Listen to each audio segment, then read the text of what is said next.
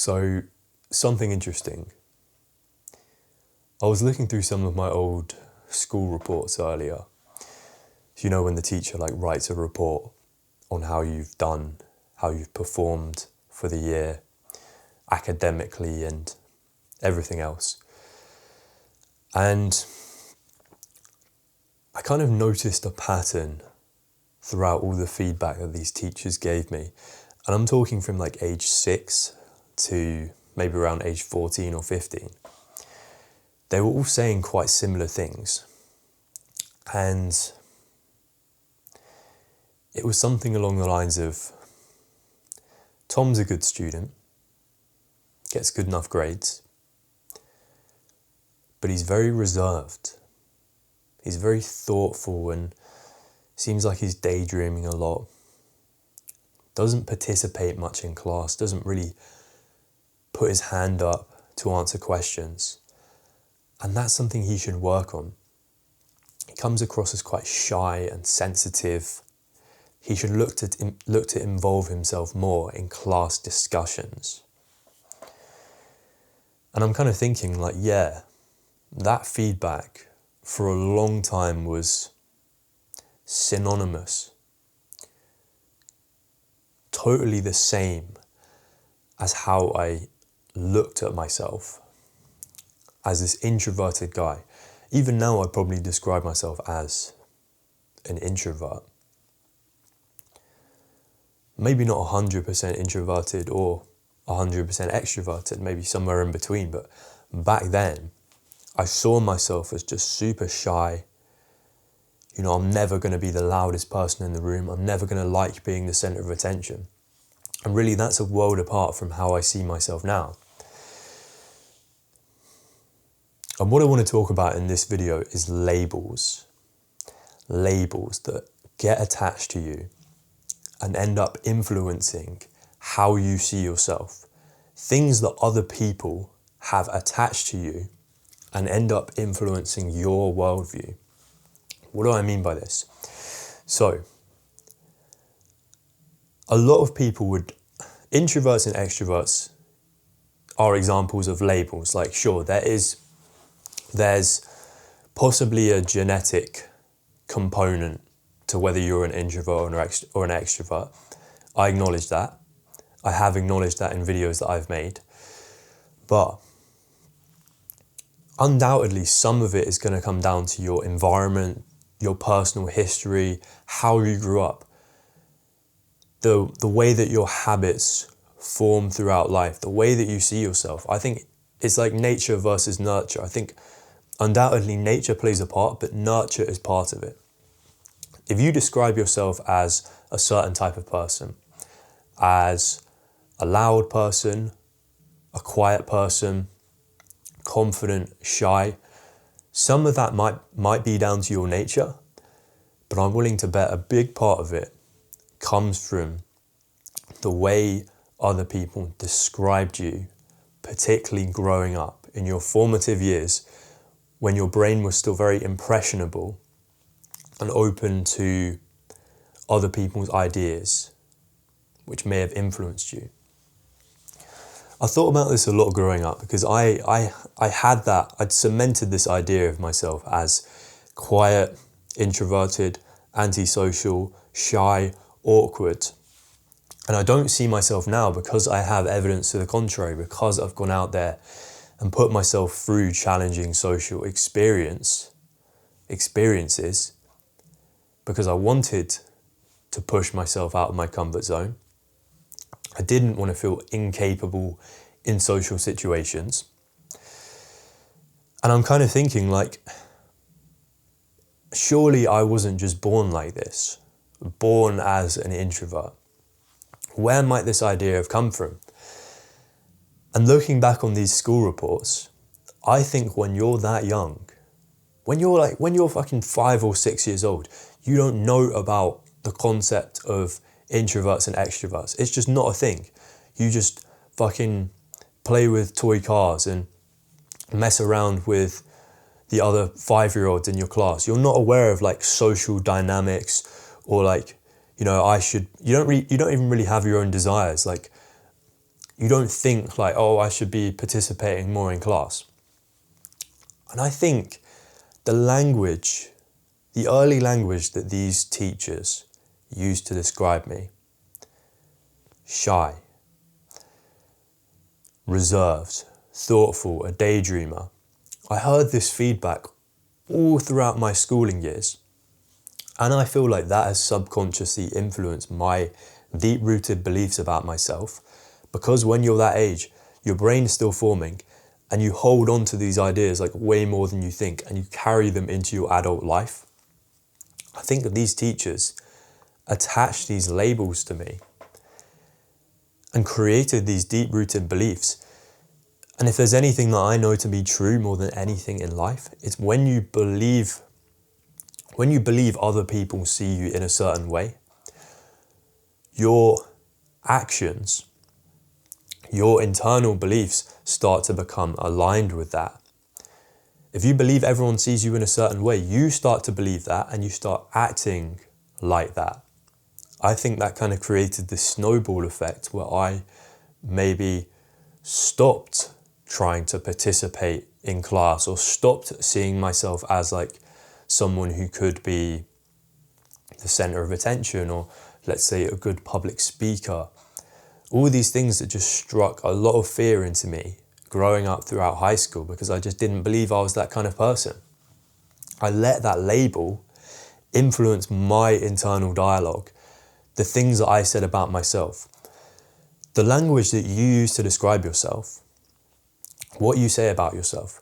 You know, I'm quiet, I'm shy, I'm incapable of doing this, this, and this.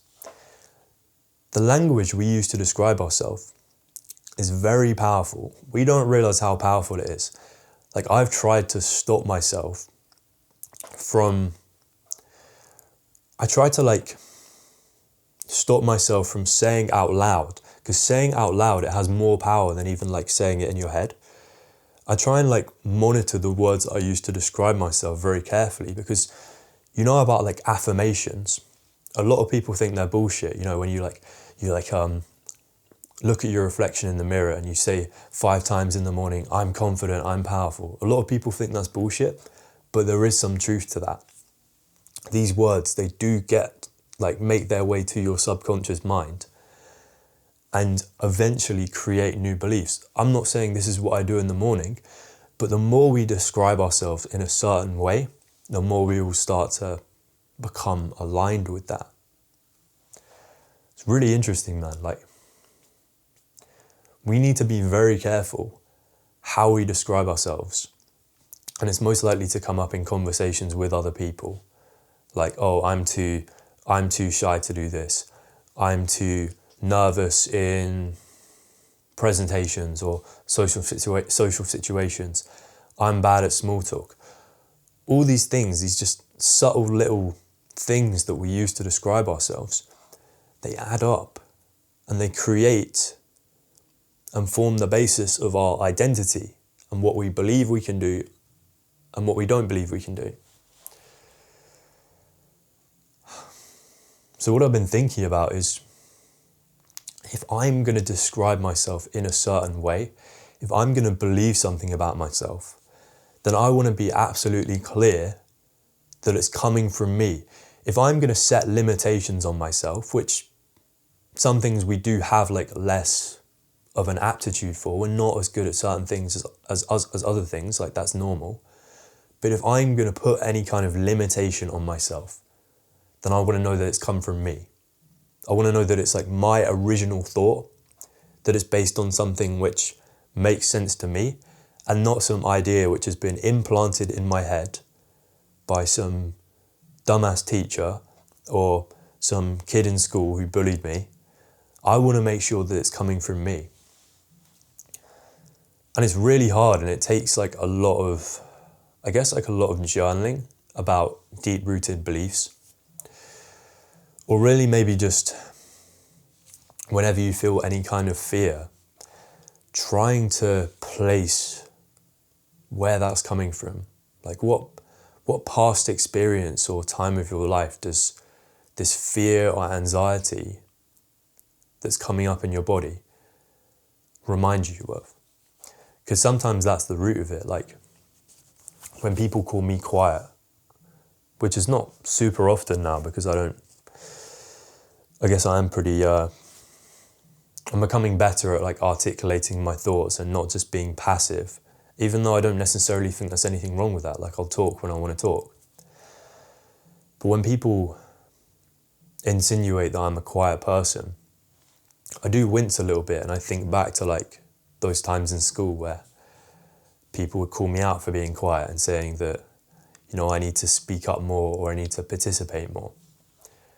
And it's kind of, rather than any one specific memory, it's clear to me that like this is coming from that time period, really.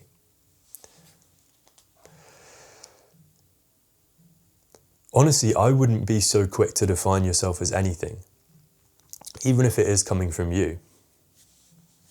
I made videos on how to help introverted people, because on some level I do see myself that way. But really, these things are just words. Like, I don't want to let any kind of description like form my identity, because then that applies, it's like set in stone, something that I can't change. It's like a limit, a permanent limit that I set on myself. I don't want to tell myself the story that I'm introverted, because does that mean that if I so choose to, that I can't act extroverted in certain situations? I can't go and deliver a speech or do something where I'm in the public eye or everyone's attention is on me. I don't want to tell myself that I can't do that. Like, I think I can be whatever I want to be. Like, I am everything and I'm nothing at the same time. I'm whatever I choose to be. It's kind of like that quote from Bruce Lee, be like water. Water is fluid. It's adaptable. It changes depending on the shape of like whatever thing it's occupying. It's not one shape. It's adaptable. It can be anything depending on the situation. That's what I want to be like. One day I can be introverted and I can know when to shut the fuck up and bite my tongue and not talk when I don't need to talk. And other days I can be extroverted. I can do things that a traditional extrovert could do. I can walk into a room full of people and be one of the most social there. It's just all about the story that I'm not telling myself in this instance. I'm not telling myself a story. I'm telling myself that I can be whatever I want to be, depending on the situation. I'm not going to be so quick to label myself as this or this. I just exist.